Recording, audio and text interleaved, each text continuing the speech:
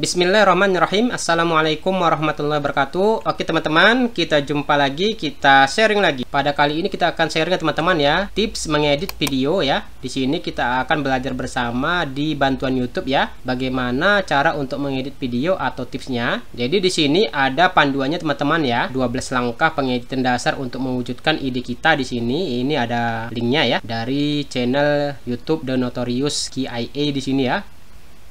Tips yang pertama teman-teman yaitu dikatakan di sini kita bisa merekam ya atau mengambil gambar sambil memikirkan pengeditan. Jadi di sini maksudnya sambil kita merekam ya atau mengambil gambar dari video kita. Kira-kira nanti waktu pengeditnya kita terbayang mau ngapain di video itu teman-teman atau di gambar itu ya. Jadi sambil berpikir ya teman-teman ya, bagaimana nanti tulisannya di mana ya, efeknya apa ya. Kita bisa pikirkan itu sambil mengambil video ataupun gambar ya teman-teman ya. Itu dia caranya. Kemudian kita bisa menentukan di sini posisi, sudut, kemudian gerakan kameranya kayak mana ya. Dipikirkan juga bagaimana video akan dibuka dan ditutup ya, dan kira-kira momen penting apa saja yang ada dalam video tersebut teman-teman. Jadi kalau misalkan kita membuat project, kita mungkin bisa membuat storyline dulu ya teman-teman ya, atau misalkan menuliskan konsep atau menuliskan semua gambar yang diperlukan agar tidak terlupa teman-teman ya pada saat kita merekam video kita teman-teman. Kemudian di sini kita bisa menanyakan kepada diri kita sendiri kapan kita harus melakukan beberapa pengambilan gambar untuk mendapatkan gambar yang tepat teman-teman. Kira-kira kapan ya? Mungkin cuacanya, waktunya, pencahayaannya atau lightingnya kapan kira-kira supaya dia hasilnya bagus ya atau tepat ya sesuai dengan yang kita inginkan. Kemudian di sini tipsnya ya teman-teman ya, apakah kita perlu rekaman tambahan untuk B-roll ya, cuplikan atau teaser kita teman-teman ya, itu perlu dipikirkan juga. Kita juga harus memikirkan ya ke depannya teman-teman ya, seiring bertambahnya pengalaman kita dalam mengedit video, kita bisa memutuskan ya kalau misalkan kita bisa membeli ya peralatan ya yang canggih untuk mendukung pembuatan video kita atau konten kita. Jadi kita perlu pertimbangkan di sini anggaran ya, biaya kita, uang kita dapat nggak untuk membeli peralatan tersebut ya. Tapi jangan pula ketika masih pemula kita udah habis-habisan di situ ya. Jadi berjalan aja teman-teman. Jadi manfaatkan dulu alat atau tool yang ada teman-teman ya, sambil jalan. Nanti seiring dapatnya penghasilan kita bisa mengupgrade ya anggaran untuk membeli peralatan ya ataupun software yang mendukung pembuatan konten dari video kita. Seperti itu. Kemudian di sini juga sesudah anggaran kita tentukan ya, kira-kira apa saja peralatan yang kita butuhkan teman-teman. Kita bisa menggunakan smartphone ya, DSLR ya, atau perekam video profesional kalau misalkan anggarannya ada teman-teman. Tapi kembali lagi kalau misalkan anggarannya cekak ya, jadi manfaatkan apa yang ada aja dulu teman-teman ya, jangan perlu canggih dulu baru bergerak. Yang penting bergerak dulu ya teman-teman ya, manfaatkan apa yang ada, karena peralatan ini hanya sebagai alat bantu ya teman-teman ya. Yang penting niat kita ya dalam membuat konten. Kalau kita punya niat pasti bisa ya teman-teman ya. Sesudah menentukan peralatan, kemudian di sini pada saat kita membeli program, kita bisa juga mempertimbangkan di sini fitur ya teman-teman ya. Jadi di sini program dengan harga terjangkau pun biasanya menawarkan berbagai fitur teman-teman ya, misalkan seperti koreksi warna ya untuk membuat rekaman kita terlihat bagus ya. Kemudian aplikasi berharga lebih tinggi juga dapat menghadirkan kemampuan yang lebih kompleks ya teman-teman ya, misalkan seperti project tim bersama dan ruang kerja yang dapat disesuaikan.